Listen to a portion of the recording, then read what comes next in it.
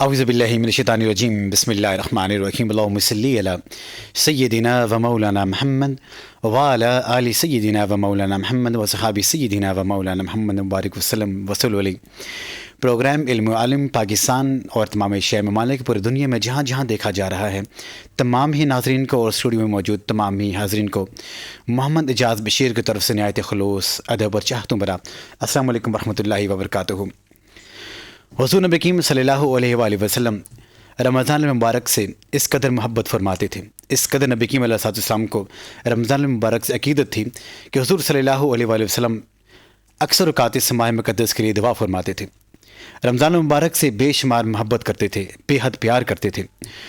حضور نبی کریم علیہ السلام خوش آمدید کہہ کے اس ماہ مقدسہ کا استقبال فرماتے تھے، اور حضور صلی اللہ علیہ وآلہ وسلم سوالیہ انداز میں اپنے صحابہ کرام رضوان اللہ اجمعین سے اس ماہ مقدس کے بارے میں سوالی انداز سے پوچھتے تھے کہ کون تمہارا استقبال کر رہا ہے اور تم کس کا استقبال کر رہے ہو؟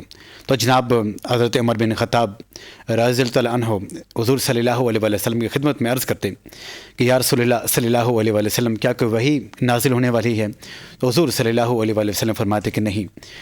پھر جناب حضرت عمر نبی کریم علیہ السلام کی خدمت میں عرض کرتے کہ یا رسول اللہ صلی اللہ علیہ وسلم کیا کوئی جنگ ہونے والی ہے؟ تو حضور صلی اللہ علیہ وسلم پھر فرماتے کہ نہیں۔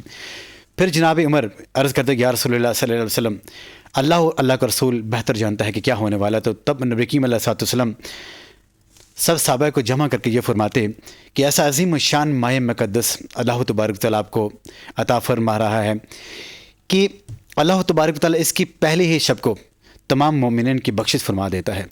جو بھی اس ماہ مقدس کو پائے اللہ تبارک تعالیٰ کو راضی کرے، اللہ تبارک تعالیٰ کی ان گنت بے شمار لاتعداد نعمتوں کا شکر بجا لائے اور اپنے گناہوں کی معافی مانگے، کیونکہ یہی وہ ماہ مقدس ہے کہ جس میں اللہ تبارک تعالیٰ انسان کی پوری زندگی کے سیئات کو، تمام گناہوں کو، صغیرہ گناہوں کبیرہ گناہوں کو جلا کے رکھ دیتا ہے، اور انسان کے نیک اعمال نامے میں، نیکیوں کے اعمال میں اللہ تبارک تعالیٰ بے پناہ اضافہ فرماتا ہے۔ تو جناب آج کا پروگرام استقبال رمضان کے اعتبار سے علم و علم کا یہ سیگمنٹ ہے۔ ہمارے ساتھ جس اسٹوڈیو میں اس پر بات چیت کرنے کے لیے، بحث کرنے کے لیے جو علماء کرام موجود ہیں، ان کا میں سب سے پہلے آپ کو تعارف کراتا چلوں۔ جناب ہمارے ساتھ ہیں مفتی پاکستان، مشہور معروف مذہبی اسکالر میرے امراض جناب حضرت علامہ مفتی غلام محی الدین زئی الحسینی صاحب۔ السلام علیکم۔ وعلیکم السلام ورحمۃ اللہ وبرکاتہ۔ مزاج گرامی؟ الحمدللہ، آپ ٹھیک ہیں؟ الحمدللہ۔ اور ان کے ساتھ تشریف فرمائے ہیں جناب نوجوان مذہبی اسکالر میرے امراض جناب حضرت علامہ مفتی مسعود بن عبد العزیز صاحب۔ السلام علیکم۔ وعلیکم السلام۔ مزاج گرامی؟ الحمدللہ، اللہ تعالیٰ جہاں کی خوشیاں عطا فرمائے۔ مفتی صاحب سے آج کے اس پروگرام کا آغاز کرتے ہیں کہ رمضان مبارک کی فرضیت اور اس کی فضیلت آپ بیان فرمائیے۔ اعوذ باللہ من الشیطان الرجیم، بسم اللہ الرحمن الرحیم۔ رمضان المبارک ایک برکتوں والا، رحمتوں والا مہینہ ہے۔ بے شک اللہ تعالیٰ فرماتا ہے اعوذ باللہ من الشیطان الرجیم، بسم اللہ الرحمن الرحیم، شہر رمضان الذی انزل فیہ القرآن۔ رمضان کی اور بھی بہت ساری فضیلتیں ہیں، ان فضیلتوں میں سے ایک عظمت و شان یہ ہے کہ اس مہینے میں اللہ نے اپنی لاریب کتاب نازل فرمائی ہے۔ ٹھیک ہے، قرآن اس مہینے میں نازل ہوا، اس لیے یہ مہینہ برکتوں والا، رحمتوں والا، عزتوں والا، عظمتوں والا۔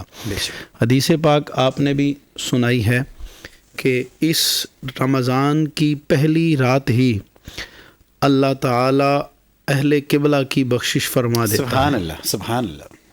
پھر اور اس کے استقبال کے لیے آقا علیہ الصلاۃ والسلام نے خود اہتمام فرمایا ہے، بے شک، اور یہ فرمایا ہے شعبان شہری و رمضان شہر اللہ۔ سبحان اللہ، رمضان اللہ کا مہینہ ہے اور شعبان مجھ محمد کا مہینہ ہے۔ سبحان اللہ، سبحان اللہ۔ مطلب یہ ہے کہ اس کی نسبت مجھ سے ہے، اور یہ بھی روایت میں ملتا ہے کہ فرمایا کہ رمضان کی فضیلت دیگر مہینوں پر اس طرح ہے جس طرح اللہ کو اپنی مخلوقات پر فضیلت حاصل ہے، بے شک، اور شعبان کو دیگر مہینوں پر اس طرح فضیلت حاصل ہے جس طرح بنی آدم میں اللہ نے مجھے فضیلت والا بنایا ہے۔ بے شک، سبحان ٹھیک ہے، اللہ۔ تو اس لیے رمضان بڑی برکتوں والا، بڑی رحمتوں والا مہینہ ہے، اور آقا علیہ الصلاۃ والسلام کا محبوب مہینہ ہے، سبحان اللہ، پسند فرمانے والا۔ دیکھیں کسی عام بندے کا استقبال نہیں کیا جاتا، استقبال اسی کا ہوتا ہے جو بہت زیادہ خاص ہوتا ہے۔ خوبصورت بات کر رہے ہیں مفتی صاحب، ماشاء آپ کے بھی بھائی جو ہے نا باہر ہوں گے، ہمارے بھی دوست رشتہ دار ہیں، تو جب پردیس سے کوئی بچہ آنے لگتا ہے نا تو مہینہ 2 مہینے پہلے ہی ماں کہنا شروع ہو جاتی ہے جی فلاں مہینے میرا بیٹا آئے گا، میرا بیٹا، میرا بھائی آ رہا ہے۔ محلے والوں کو بھی، آنے والی ہر عورت کو بتا رہی ہوتی ہے، اور جب وہ قریب آ جاتا ہے 1 مہینہ رہتا ہے تو بھائی بھی تیاری کر رہا ہوتا ہے، میں ویسے بہن بھی تیاری کر ہوتی ہے، زوجہ ہے اگر تو وہ اور تیاری، بیٹے ہیں تو اور تیاری کرے، ماں اور جو ہے نا خوش ہو رہی ہوتی ہے، ایک استقبال کی تیاریاں ہو رہی ہوتی ہیں، گھر سجایا جاتا ہے۔ تو مطلب کیا ہوتا ہے کہ ان کا محبوب آ رہا ہوتا ہے جس سے وہ محبت کرتے ہیں۔ محبت۔ اسی طرح جب کوئی پروٹوکول والا بندہ آتا ہے، وزیر اعظم آتا ہے، وزیر اعلیٰ آتا ہے، تو اس کا استقبال کرتے ہیں، اسکول میں آئے تو اسکول والے استقبال کرتے ہیں، اسٹوڈیو میں آئے تو ٹی وی والے استقبال کرتے ہیں۔ اسی طرح کسی دوسرے ملک کا وزیر اعظم آئے، چونکہ اس کی جو ہے نا ایک حیثیت ہے، ایک شان ہے، اسے اس کی کو عزت دینے کے لیے جو ہے نا وہ بتایا جاتا ہے کہ ہم تیری بہت زیادہ عزت کرتے ہیں، احترام کرتے ہیں، محبت کرتے ہیں تجھ سے۔ تو اللہ کے نبی نے کسی دنیا کے بادشاہ کا استقبال نہیں کیا اس طرح، جس طرح اللہ کے اس مہینے مہمان کا جو ہے نا آقا علیہ الصلوۃ والسلام نے استقبال کیا۔ دیکھیں خوشی کی انتہا ہوتی ہے جب صحابہ کرام سے پوچھا کہ یا صحابہ تم کس کا استقبال کر رہے ہو، تمہارا کون استقبال کر رہا ہے؟ تو صحابہ پریشان ہو گئے کہ پتہ نہیں کون آنے والا ہے، کیا ہونے والا ہے، کوئی ایسا واقعہ رونما ہونے والا ہے۔ حضور پرجوش ہیں، فرمایا یہ اس لیے پرجوش ہوں کہ یہ ایسا مہینہ آنے والا ہے کہ جس میں گناہ گاروں کی بخشش ہو جائے گی۔ سبحان اللہ، ٹھیک ہے۔ سبحان اللہ۔ اور امہات المومنین سیدہ ام سلمہ فرماتی ہیں کہ آقا علیہ الصلوۃ والسلام جو ہے نا شعبان میں ہی ہر اس عمل پہ جو ہے نا کی تیاری کرتے جو رمضان میں آپ نے کرنا ہوتا تھا۔ قرآن کی کثرت کرتے، نوافل کی کثرت کرتے، عبادات کی کثرت کرتے۔ اچھا سوال یہ پیدا ہوتا ہے، اللہ کا نبی تو تیار ہو کے آتا ہے، اسے تو مبعوث کیا اس لیے جاتا ہے کہ وہ اللہ کی طرف سے تیار ہوا ہے، بے شک، ٹھیک ہے، اسے یہاں تیاری کی ضرورت نہیں ہے۔ تو آقا علیہ الصلوۃ والسلام پہلے سے تیاری کس لیے کر رہے ہیں؟ وہ ہمیں بتا رہے ہیں کہ آپ نے بھی تیاری کرنی ہے۔ تیاری تو چلیں رمضان کی کریں گے ہی کریں گے، لیکن ساتھ میری سنت کا ثواب بھی مل جائے گا تمہیں۔ واہ واہ، تم رمضان کی تیاری کرو گے، عبادت کا ثواب الگ ہے، قرآن خوانی کا الگ ہے، روزوں کا الگ ہے، جتنے بھی معاملات ہیں ان کا ثواب الگ ہے، لیکن ایک تمہیں یہ بھی مل جائے گا کہ روزہ بھی رکھ رہا ہے اور تلاوت بھی کر رہا ہے اور اللہ کے محبوب کی سنت بھی ادا کر رہا ہے۔ ماشاءاللہ ماشاءاللہ ماشاءاللہ۔ سیرت نگاروں نے، محدثین نے، مجھے یہاں ایک بات یاد آ گئی۔ جی جی، آپ نے جب شیب ابی طالب کا ذکر فرمایا نا، وہاں حضور 3 سال رہے، تو آقا علیہ الصلوۃ والسلام اپنی مبارک قمیض کو الٹا کر اسے دیکھ رہے ہیں کہ یہاں پر کوئی جوں وغیرہ نہ ہو یا کوئی اور چیز نہ ہو، اس طرح دیکھ رہے ہیں۔ تو ائمہ کرام نے باس کی ہے، امام سیوطی اور جو ہے نا بڑے بڑے محدثین نے، کہ یار حضور کے کپڑوں کے ساتھ جوں کیسے آ سکتی ہے، یا کوئی شیخ گندگی، جب طہارت کی سند اللہ نے دی ہے، جس جسم پہ مکھی نہیں بیٹھی کبھی، تو وہاں پر تو شائبہ ہی نہیں ہے، گندگی کا سوال ہی نہیں پیدا ہوتا، وہاں تو خوشبو، جہاں سے پسینہ ہی گٹھا ہو، اور صحابہ فرمائیں ایسی خوشبو ہم نے یمن کے جو ہے نا جتنے بھی عرب کے ممالک ہیں وہاں سے ڈھونڈی ہے، ایسی خوشبو ہمیں کہیں نہیں ملی جو حضور کے پسینے میں، تو پھر وہاں پہ تو شائبہ ہی نہیں ہے۔ تو ائمہ کرام فرماتے ہیں کہ آقا علیہ الصلوۃ والسلام سے جب پوچھا گیا تو میرے آقا نے فرمایا میری امت غریب ہوگی، تو میری امت کا غریب جب غربت کی وجہ سے جو ہے نا گندگی کی وجہ سے یا کم نہانے کی وجہ سے کہیں اسے کوئی گندگی لگ جائے گی، وہ اپنے آپ سے گندگی صاف کرے گا، اپنی جوہیں صاف کرے گا، اپنی جو ہے نا جسم محل کچیل اپنی دھوئے گا، اس کی ذاتی صفائی بھی ہوگی اور اسے مجھ محمد کی سنت کا ثواب بھی مل جائے گا۔ ماشاءاللہ، سبحان اللہ، شاندار انداز مفتی صاحب کیا کہ کوئی بھی شے اگر جسم کے ساتھ لگ جائے تو وہ تو گندگی ہی ہوتی ہے، لیکن جو سرچشمہ رحمت ہے، جس سے خوشبوئیں خود پھوٹتی ہیں، جس میں علم کی شمع پورے جہاں کو جگمگا کے رکھ دیتی ہے. حضور صلی اللہ علیہ وسلم کی ایسی ذات اقدسہ. اور جب وہ رمضان مبارک کی تیاری کرتے ہیں, استقبال کرتے ہیں, تو حضور صلی اللہ علیہ وسلم شعبان کے مہینے سے ہی رمضان کی تیاری شروع کر دیتے تھے, رجب سے ہی رمضان کی تیاری شروع کر دیتے تھے. اور شعبان کے مہینے سے نبی کریم علیہ السلام کو یہ معمول ہوا کرتا تھا کہ وہ روزوں کی کثرت کرتے تھے. جی بالکل. کبھی روزے اتنے زیادہ رکھتے میں نے بات بنائی تھی کہ کوئی بھی کسی اپنے محبوب کے آنے کا اور عزت والی شے کا شخصیت کے آنے کا انتظار کرتا ہے اس کی عزت کے لیے, محبوبیت کے لیے. تو گویا رمضان بھی اللہ کے محبوب کا محبوب مہینہ ہے. واہ واہ ٹھیک ہے, اس لیے حضور اس کے آنے کا استقبال کرتے تھے. اور نبی علیہ السلام کی یہ بھی حدیث پاک ہے کہ اگر تمہیں رمضان کی عظمتوں کا پتہ چل جائے تو تم اللہ سے دعا کرو کہ مالک سارا سال ہی رمضان رہنے دو. واہ واہ, ٹھیک ہے, یہ ایسا برکتوں والا مہینہ ہے. تو جناب ہمارے ساتھ ہیں حضرت علامہ مفتی مسعود بن عبدالعزیز صاحب. رمضان کا استقبال کرنے کا صحیح طریقہ تو حضور صلی اللہ علیہ وسلم نے بتا دیا, تو امت کو کیا چاہیے کہ رمضان مبارک کے جو استقبال کرے کس انداز سے استقبال کرے؟ بسم اللہ الرحمن الرحیم. قال اللہ تبارک و تعالی فی قرآن الکریم یا ایھا الذین آمنوا کتب علیکم الصیام کما کتب علی الذین من قبلکم لعلکم تتقون. سبحان اللہ. صدق اللہ العظیم. سب سے پہلے تو میں محترم پروفیسر محمد اعجاز بشیر صاحب آپ کا شکریہ ادا کرتا ہوں کہ آپ نے اتنے خوبصورت موضوع پر ہمیں یہاں بلایا اور اس پر ہم سیر حاصل گفتگو مفتی صاحب کی سن بھی رہے ہیں اور آپ نے بھی بہت اچھی چیزیں بیان کی. اللہ رب ذوالجلال نے قرآن حکیم میں ارشاد فرمایا یا ایھا الذین آمنوا, اے ایمان والو, کتب علیکم الصیام, تم پر روزے فرض کر دیے گئے, کما کتب علی الذین من قبلکم, جس طرح تم سے پہلے لوگوں پر فرض کیے گئے. سبحان اللہ. لعلکم تتقون, اس کی وجہ کیا ہے, کس لیے فرض کیے, تاکہ تم پرہیزگار بن جاؤ, بے شک تقوی والے بن جاؤ. حضور نبی کریم صلی اللہ علیہ وآلہ وسلم, سب سے پہلے تو میں یہ ایک چیز عرض کروں, روزہ ہے کیا؟ جی جی. روزے کو عربی میں صوم یا سیام سے پکارا جاتا ہے, بولا جاتا ہے, سیام یا صوم. اس کی اصطلاحی تعریف کیا ہے؟ محدثین کرام مفسرین روزے کی اصطلاحی تعریف بیان کرتے ہوئے کہتے ہیں کہ صبح صادق سے لے کر غروب آفتاب تک ہر قسم کے کھانے پینے اور جائز نفسانی خواہشات سے رکنے کا نام روزہ ہے. اور جہاں تک بات ہے رمضان کے مہینے کے استقبال کی, حضور نبی کریم صلی اللہ علیہ وآلہ وسلم رمضان کا مہینہ آنے سے 2 ماہ پہلے آپ یہ دعا کیا کرتے تھے. جب رجب کا مہینہ آ جاتا تو اللہ کے نبی آپ اللہ کی بارگاہ میں دعا کیا کرتے, اللہم بارک لنا فی رجب و شعبان و بلغنا رمضان.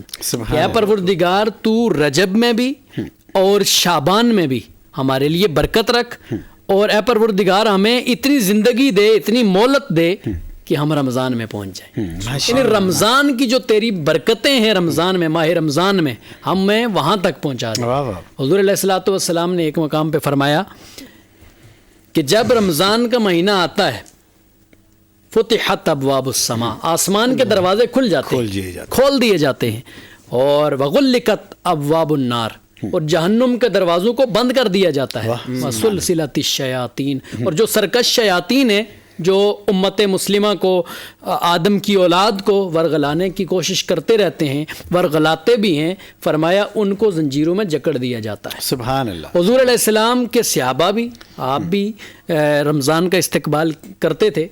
حضور نبی کریم صلی اللہ علیہ وسلم کی سنت اور صحابہ کی سنت کو دیکھ کر ہمیں بھی چاہیے کہ جب شعبان کا اور رجب کا مہینہ آئے تو ہم روزوں کی کثرت کریں. ام المؤمنین سیدہ عائشہ رضی اللہ تعالیٰ عنہ آپ فرماتی ہیں کہ جب شعبان کا مہینہ آتا حضور علیہ السلام روزوں کی کثرت کیا کرتے تھے, اور کئی مرتبہ حضور علیہ الصلوۃ والسلام پورا شعبان کا مہینہ روزہ رکھا کرتے. سبحان اللہ. حضور علیہ الصلوۃ والسلام اس طرح استقبال کرتے تھے تاکہ رمضان کے مہینے کی جو روزے رکھنے ہیں اس کی عادت پڑ جائے. تو ہمیں بھی چاہیے کہ شعبان المعظم میں ہم زیادہ سے زیادہ روزے رکھیں اور اللہ کی عبادت کی طرف ہم جائیں, مسجدوں میں جائیں, مسجدوں کو آباد کریں, قرآن کی تلاوت کریں اور قیام اللیل کریں, تاکہ رمضان میں جب ہم تراویح کے لیے کھڑے ہوں تو ہمیں وہاں کھڑے ہونے میں کوئی دقت اور پریشانی نہ ہو, اور اپنی جیب میں سے جو خرچ کرنا ہے نا وہ بھی اللہ کی راہ میں بہت کثرت کے ساتھ خرچ کریں تاکہ اللہ تعالیٰ کے وہ پیارا مہینہ رمضان جب آ جائے تو اس میں بھی خرچ کرنے میں ہمیں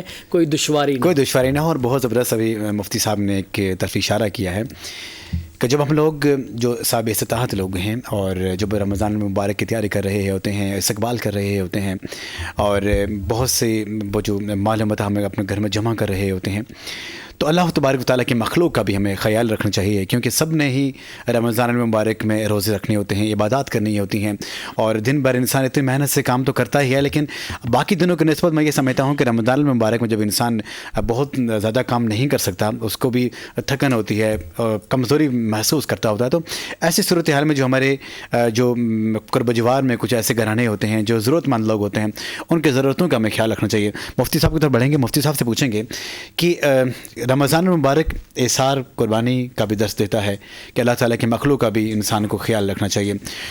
صحابہ کرام رضوان اللہ تعالیٰ علیہم اجمعین وہ رمضان المبارک کی کیسی استقبال کیا کرتے تھے؟ بڑا زبردست سوال کیا آپ نے جاز بھائی. چونکہ ہم تک جو دین پہنچا ہے، حضور کے اقوال، حضور کے افعال، حضور کی باتیں وہ حضور کے اصحاب سے پہنچی ہیں. کوئی نہ کوئی راوی نبی علیہ الصلوۃ والسلام کا صحابی ہوا ہے جو باتیں ہم تک ان کے ذریعے پہنچی ہیں. صحیح. تو جہاں ہم یہ دیکھتے ہیں کہ نبی علیہ السلام کے اعمال کیا ہیں، وہاں ہم اس بات پر بھی نظر ڈالتے ہیں کہ آقا علیہ الصلوۃ والسلام کے اصحاب بھی اس پر عمل کرتے تھے یا نہیں کرتے تھے. تو حضرت انس رضی اللہ تعالی عنہ آپ کا قول ہے، آپ فرماتے ہیں کہ جب شعبان المعظم شروع ہوتا یعنی چاند طلوع ہوتا تو آقا علیہ الصلوۃ والسلام کے اصحاب قرآن کی طرف جھک جاتے تھے.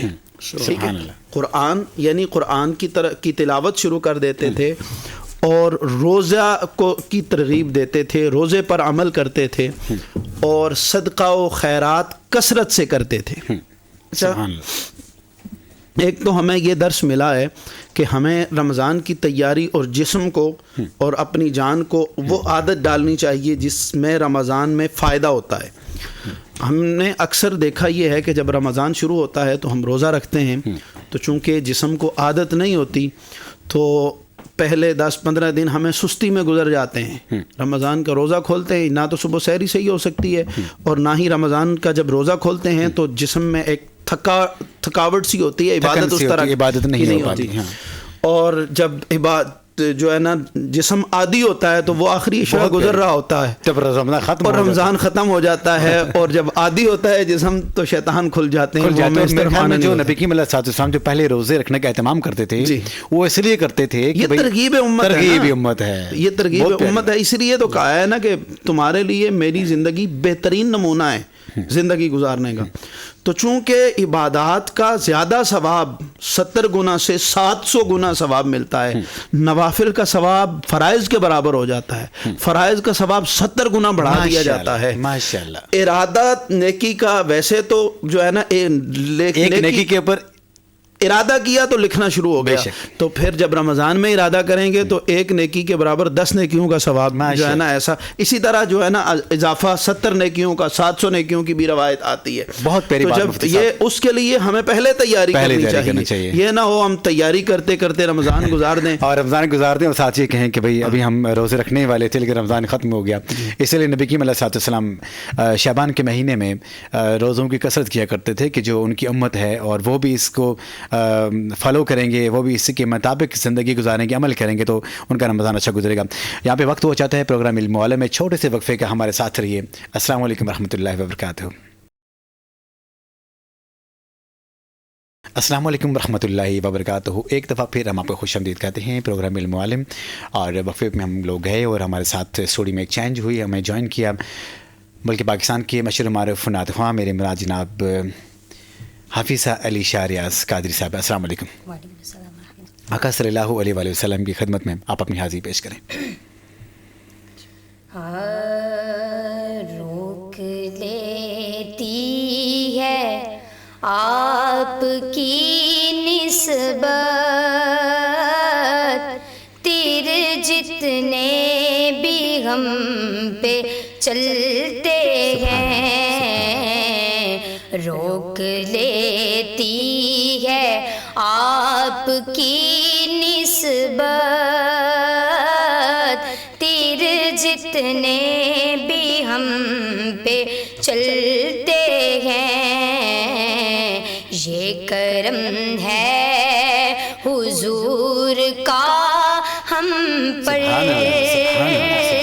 آنے والے عذاب ٹلتے ہیں، یہ کرم ہے حضور کا ہم پر، آنے والے عذاب ٹلتے ہیں، اور وہ سمجھتے ہیں بولیاں سب کی وہی بڑھتے ہیں جولیاں سب کی، اور وہ سمجھتے ہیں بولیاں سب کی وہی بڑھتے ہیں جولیاں سب کی، آؤ بازار مصطفیٰ کو چلیں، اپنی اوقات صرف اتنی ہے، کچھ نئی بات صرف اتنی ہے کہ کل بھی ٹکڑوں پہ ان کے پلتے تھے، ابھی ٹکڑوں پہ ان کے پلتے ہیں، کل بھی ٹکڑوں پہ ان کے پلتے تھے، ابھی ٹکڑوں پہ ان کے پلتے ہیں، روک لیتی ہے آپ کی نسبت، تیر جتنے بھی ہم پہ چلتے ہیں۔ ماشاء اللہ، سبحان اللہ، شاندار، سبحان اللہ، الحمدللہ، جزاکم اللہ، شاندار نعت آپ نے پیش کی۔ اور کیونکہ رمضان المبارک کے استقبال کرنے کے لیے آج کی یہ محفل ہم نے سجائی ہے، یہ پروگرام ہمیں تشکیل دیا ہے، اور ہم مفتی صاحب کی طرف بڑھیں گے کہ جب انسان صدق دل کے ساتھ اللہ تبارک تعالیٰ کے دربار میں اپنی حاضری پیش کرتا ہے، رمضان کا استقبال کرتا ہے، اللہ تعالیٰ تو انسان سے بہت ہی خوش ہوتا ہے، اور انسان پر اللہ تعالیٰ کی برکتیں ہوتی ہیں۔ ایک روزہ دار کو کیا چاہیے کہ جب وہ اپنے روزہ رکھنے کی نیت کرے، اپنے روزے کو کیسے سنبھال کے رکھے، اس روزے کی روحانیت کیسے حاصل کرے؟ بسم اللہ الرحمن الرحیم، بڑا زبردست آپ نے سوال کیا ہے، بہت شکریہ۔ روزہ نام ہی ہے اس چیز کا، لعلہم تتقون، ابھی آئے یا ایھا الذین آمنوا کتب علیکم الصیام کما کتب علی الذین من قبلکم لعلکم تتقون، بے شک ایمان والوں کو کہا ہے کہ روزے کا مقصد کیا ہے، پہلی امتوں پر بھی تھا، آپ پر بھی فرض ہوا ہے، تو فرض ہونے کا مقصد کیا ہے، لعلکم تتقون، تاکہ تم متقی ہو جاؤ، پرہیزگار متقی۔ اب اس بات پر جو ہے نا بحث ہوگی کہ متقی کیا، تقویٰ کیا ہے؟ تقویٰ ہوتا ہے اللہ کے ڈر کا نام، للہیت کا نام، اخلاص کا نام، اللہ کی ذات کے لیے کسی عمل کا نام تقویٰ ہے۔ ماشاءاللہ ماشاءاللہ۔ اگر اللہ کسی بھی عبادت کا مقصود اللہ کی رضا نہ ہو تو پھر وہ عبادت قابل قبول نہیں ہے۔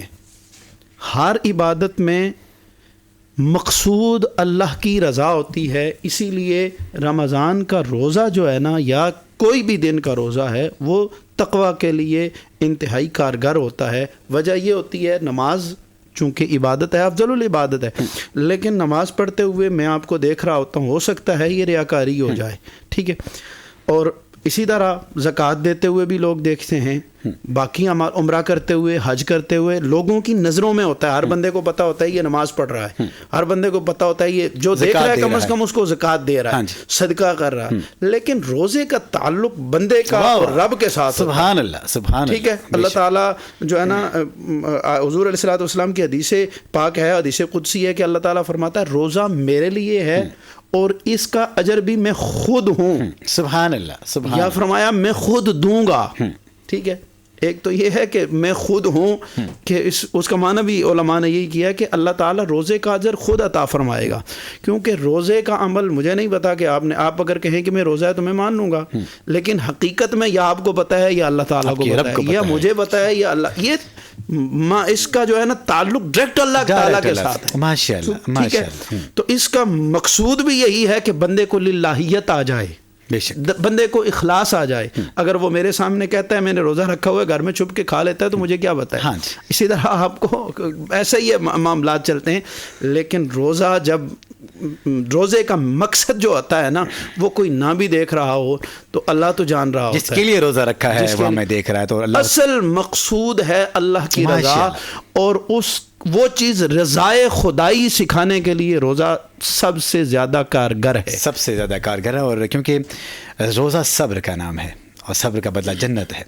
اللہ تبارک تعالیٰ فرشتوں سے فرماتے ہیں کہ جب ایک انسان صدقہ کرتا ہے، نماز پڑھتا ہے، قرآن مجید کی تلاوت فرما رہا ہوتا ہے، تو اس کی اس عقیدت کے مطابق، اس کے نیت کے مطابق اس کا ثواب اس کے اعمال نامے میں درج کیا جاتا ہے. لیکن جب ایک انسان روزہ رکھتا ہے یا صبر کرتا ہے تو رب کائنات کہتا ہے کہ فرشتوں تم اس جگہ کو، اس کے ثواب کو نہیں لکھ سکتے، یہ میرے بندے کا معاملہ ہے. اور اس کا یہ ایک جو ہے نا معنی علماء نے یہ بھی کیا ہے کہ روزہ دار کو روزے کی جزا کے طور پر اللہ تعالیٰ اپنا دیدار عطا فرمائے گا. جی مفتی صاحب کیا کہیں گے اس کے بارے میں؟ رمضان جو ہے یہ رمضان سے مشتق ہے، اس کا مطلب ہی ہے گرمی، سختی. تو مسلمانوں پر یہ رمضان کا مہینہ اور اس کے روزے فرض کر کے یہی مسلمانوں کو ایک انعام اور اکرام سے نوازنا ہے. اللہ تعالیٰ کی رحمت چونکہ بہانے تلاش کرتی ہے اپنے بندوں کو بخشنے کے لیے، اپنے بندوں پر انعامات کرنے کے لیے، تو اللہ تعالیٰ نے اپنے بندوں پر رمضان کے روزے فرض کیے.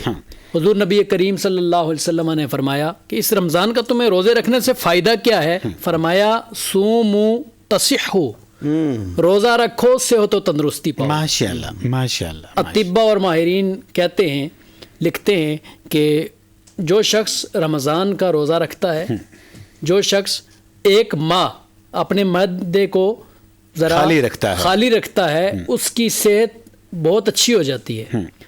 یہ آج ماہرین کو آج پتہ چلا ہے، 1400 سال پہلے حضور نے فرمایا صوموا تصحوا، تم روزے رکھو صحت و تندرستی پاؤ. صحت و تندرستی کی بات، کیونکہ مفتی صاحب سے ہی ہم اسی یہیں سے شروع کریں گے، لیکن وقت ہوا جاتا ہے ابھی چھوٹے سے وقفے کا. اور یہ وقفے سے جب ہم واپس آئیں گے تو مفتی صاحب کے ساتھ جو باتیں بھی ہم نے، جو ٹاپک ہم نے شروع کیا یہیں تک اس کو شروع کریں گے.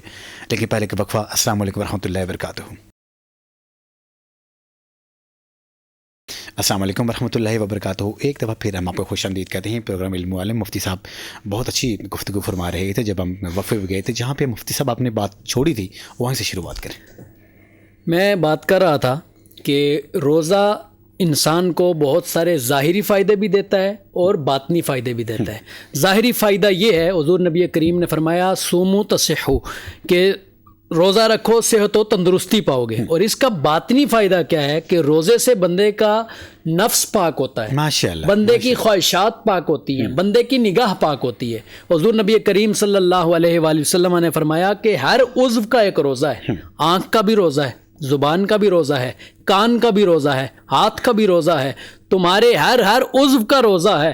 اگر تم روزے، یہ نہیں کہ تم بھوک پیاس ہی رکھو، بھوک کا اور پیاس کا ہی روزہ رکھو، صبح صادق سے لے کر غروب آفتاب تک تم کھاؤ پیو کچھ نہیں، اور باقی جتنے بھی گناہ ہیں منہ سے لغویات بکتے رہو، آنکھوں سے تم بے حیائی دیکھتے رہو، غیر محرم کو دیکھتے رہو، کان سے گانے سنتے رہو، تو یہ اس کے بھوک کا اور پیاس کا روزہ تو ہوگا، اس کی نظر کا روزہ نہیں ہوگا، اس کی آنکھ کا روزہ نہیں ہوگا، اس کے کان کا روزہ نہیں ہوگا، اس کے بولنے زبان کا روزہ نہیں ہوگا. تو اس روزے کا کوئی فائدہ نہیں. حضور نے فرمایا کہ اللہ کو تمہارا بھوکا اور پیاسا رہنے کا کوئی فائدہ نہیں ہے. تم بے شک بھوک پیاس میں تڑپتے رہو، اللہ تعالیٰ اس کا تمہیں کوئی اجر نہیں دے گا.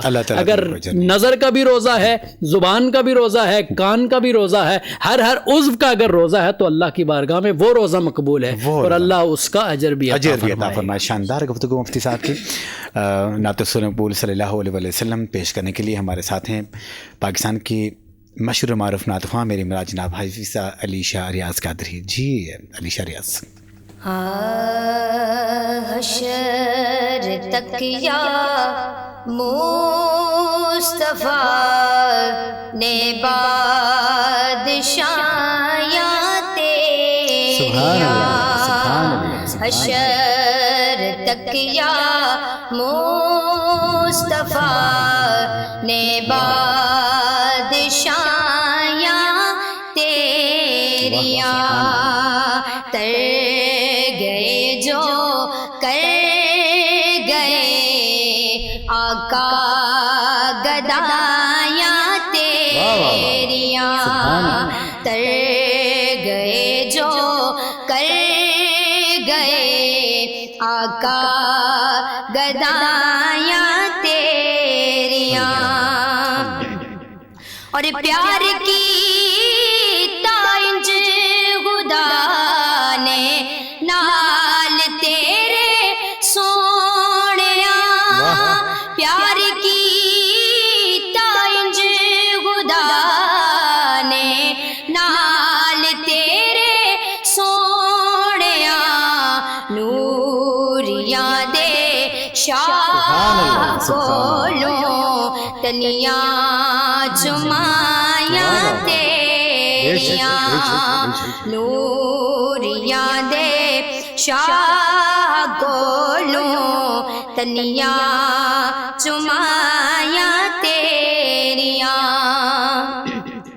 اور آکھیا شبیر نے نانے نوے وقت ودا آکھیا شبیر نے نانے نوے وقت ودا کہ سہ نہیں سکتا دل میرا نانا جدایاں تیریاں اور حساب حاکم بھول گئے تعداد دیور لگ پائے حساب حاکم بھول گئے تعداد دیور لگ پائے جد نانو قبر وچ نعتاں سنایاں تیریاں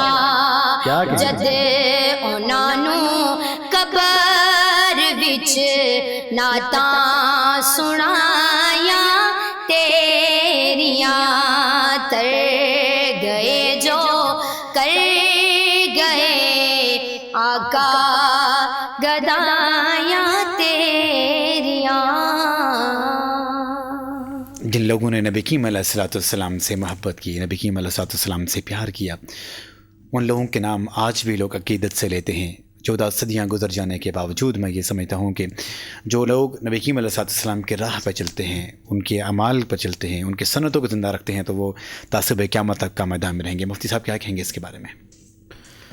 حضور علیہ الصلوۃ والسلام کی زندگی پر چل کر، سیرت پر چل کر زندگی گزارنے والے بالکل آپ نے بجا فرمایا تا صبح قیامت ان کی قبریں بھی زندہ رہتی ہیں، ان کی قبریں بھی روشن رہتی ہیں۔ اس کا کوئی جو ہے نا عام بات نہیں ہے۔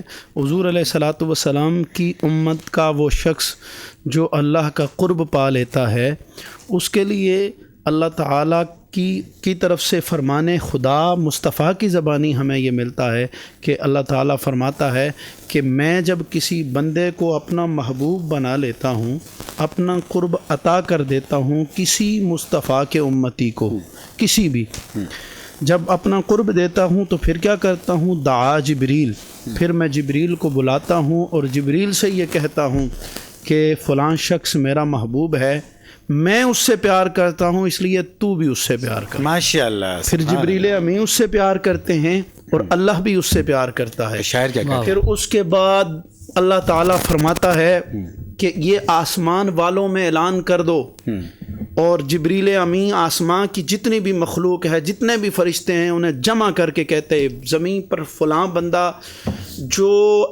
اللہ کا مقرب ہے، اللہ اس سے پیار کرتا ہے، وہ اللہ سے پیار کرتا ہے اور اللہ کا وہ محبوب بن گیا ہے۔ اچھا، جب وہ اللہ کا محبوب بن جاتا ہے اور اللہ اسے اپنا محبوب بنا لیتا ہے، پھر جبریل بھی اس سے پیار کرتا ہے۔ میرے آقا کریم صلی اللہ تعالی علیہ وسلم نے فرمایا کہ جبریل کو بلا کے اللہ فرماتا ہے جبریل تو بھی اس سے پیار کر. جبریل بھی پیار کرتا ہے, آسمان کے فرشتے بھی اس سے پیار کرتے ہیں, ساری آسمانی مخلوق اس سے جب پیار کرنے لگ جاتی ہے, میرے آقا نے فرمایا پھر وہ اس شخص کی محبت کو زمین پہ پھیلا دیا جاتا ہے, لوگوں کے دلوں میں ڈال دی جاتی ہے کہ یہ فلاں بندہ اللہ کا محبوب ہے, اللہ اس سے پیار کرتا ہے. پھر بنی آدم بھی اس سے پیار کرنے لگ جاتی ہے. پھر جہان عالم میں جہاں دیکھو اللہ کا ولی دفن تو قبر میں ہوتا ہے, لیکن بنی آدم کا تنتنا لگا ہوتا ہے. دور و نزدیک سے لوگ وہاں آ کر یہ اظہار کر رہے ہوتے ہیں, لوگوں یہ قبر میں لیٹا ہوا بندہ عام نہیں ہے, یہ رب کا محبوب ہے, اور جو اس کے پاس آتا ہے اس پر بھی رب کی رحمتیں نازل ہوتی ہیں. سبحان اللہ, سبحان اللہ. تو جو اللہ کا قرب پاتا ہے, تقوی اختیار کرتا ہے, جس جو ہے نا رمضان کا اصل مقصد ہے, روزوں کا, عبادات کا اصل, جب جو اللہ کی رضا کے لیے کرتا ہے تو پھر اللہ اسے اپنا قرب عطا کر دیتا ہے, اور جب قرب دے دیتا ہے تو پھر جہان عالم میں اس کا بھی چرچا ہو جاتا ہے. جہاں جہاں مصطفیٰ کریم صلی اللہ علیہ وسلم کے امتی ہوتے ہیں, کلمہ گو ہوتے ہیں, وہ اس سے پیار کرنے لگ جاتے ہیں. سبحان اللہ, ماشاء اللہ, سبحان اللہ. شاندار انداز. مفتی صاحب نے بہت سی حقیقتیں کھول کے ہمارے سامنے رکھ دی اور ہمارے علم ذہن کو اس کے مزید تقویت عطا فرمائے. اور ہمارے ساتھ سے اسٹوڈیو میں جوائن کیا ہے پاکستان کے نامور نعت خواں میرے مراد جناب شاہ زیب ریاض قادری صاحب. السلام علیکم. آپ اللہ تعالیٰ کے حبیب صلی اللہ علیہ وآلہ وسلم کے دربار میں ان کی خدمت میں اپنا نذرانہ پیش کریں.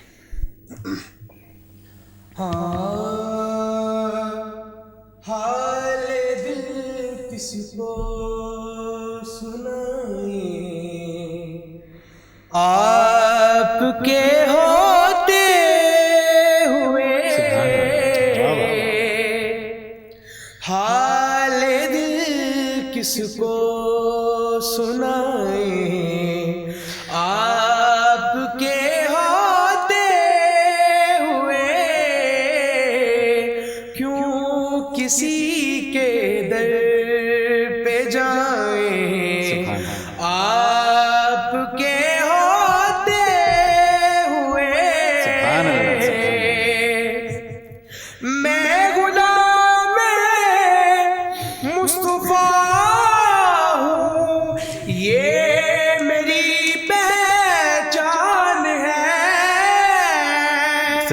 میں غلام مصطفیٰ ہوں, یہ میری پہچان ہے.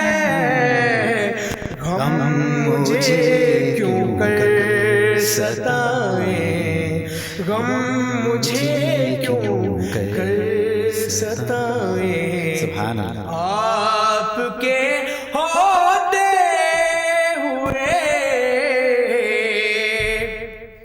اپنا جینا اپنا مرنا بس اسی چوکھٹ سے ہے, اسی چوکھٹ سے. اپنا جینا اپنا مرنا بس اسی چوکھٹ پہ ہے. ہم کہاں سرکار جائیں, آپ کے ہوتے ہوئے کہاں سرکار جائیں, آپ کے ہوتے ہوئے حال کس کو سنائیں, آپ کے ہوتے ماشاء اللہ. اجازت بھائی چھوٹی سی اجازت دیں, سعودیہ میں بھی ہمارے ایک دوست ہیں, وہ ان کی بھی فرمائش ہے کہ تھوڑی سی نعت کا ایک شعر پڑھیں. جواد علی صاحب ایک نعت خان ہے, وہ ایک دفعہ آپ کے پاس آئے بھی ہیں ماشاءاللہ, تو آپ نے بھی چونکہ کہا ہے تو ایک آدھ شعر میں. ماشاءاللہ ماشاءاللہ. ایک میں ہی نہیں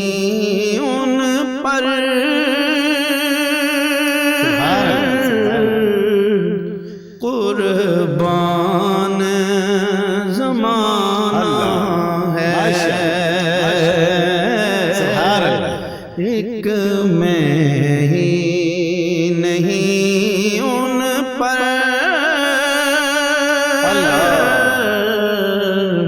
قربان زمانہ ہے جو رب دو عالم کا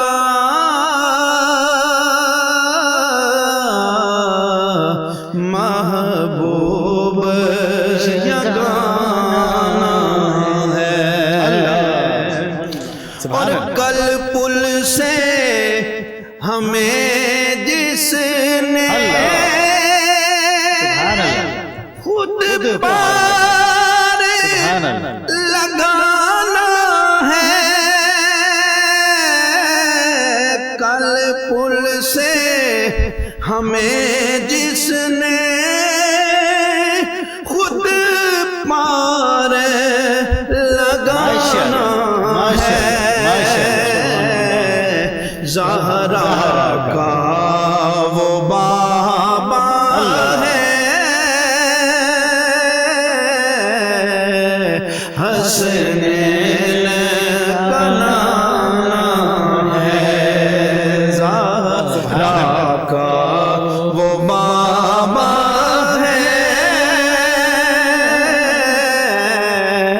حسنین کا نام ہے، اور آؤ درے زہرا پر پھیلائے ہوئے دامن ہے، نسل کریموں کی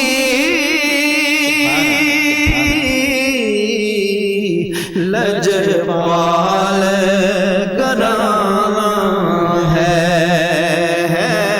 نسل کریموں کی لجپال گھرانہ ہے، ایک میں ہی نہیں ان پر قربان زمانہ ہے، اور محروم کرم اس کو رکھیو نہ سرے محشر، محروم کرم اس کو رکھیو نہ سرے محشر، جیسا ہے نصیر آخر سائل تو پرانا ہے، جیسا ہے نصیر آخر سائل تو پرانا ہے، ایک میں ہی نہیں ان پر قربان زمانہ ہے، جو رب دو عالم کا محبوب یگانہ، جو محبوب دو عالم کا محبوب جگانا ہے۔ میں یہ سمجھتا ہوں کہ ایسی حاضری جو انسان اپنے ایمان کی حالت میں اپنے ایمان کو تقویت پہنچانے کے لیے انسان کو ملتی ہے، تو انسان کا اندر کا جو انسان ہوتا ہے وہ جاگ جاتا ہے، انسان کی روح کی تسکین ہوتی ہے، اور انسان کو اللہ تبارک تعالیٰ کے حبیب صلی اللہ علیہ وسلم سے پیار کا ایک ایسا جذبہ پیدا ہوتا ہے جو کبھی بھی اس کے دل سے ضائع نہیں ہوتا، ہمیشہ پروان چڑھتا رہتا ہے۔ جی مسعود بن عبدالعزیز صاحب، آپ آقا صلی اللہ علیہ وسلم کی بارگاہ میں سے 2 اشعار پیش کریں کہ کیا خبر کیا سزا مجھ کو ملتی،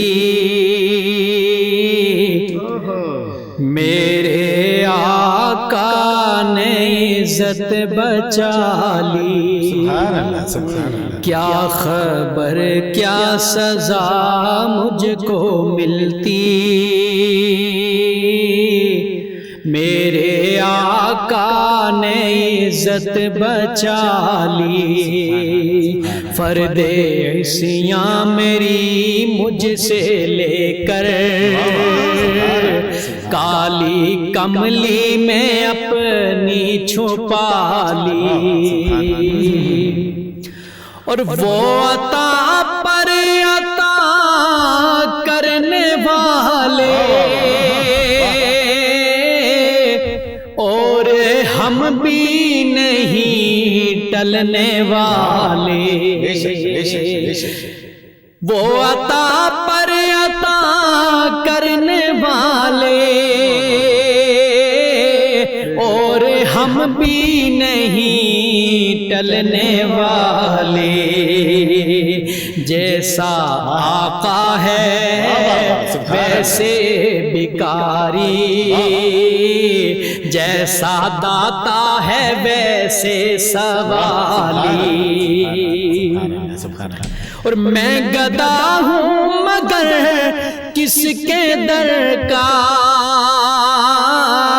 وہ جو سلطان کون و مکان ہے، یہ غلامی بڑی مستند ہے کہ میرے سر پر ہے تاج بلالی، اور آخری شعر ہے کہ میری عمر رواں بس ٹھہر جا،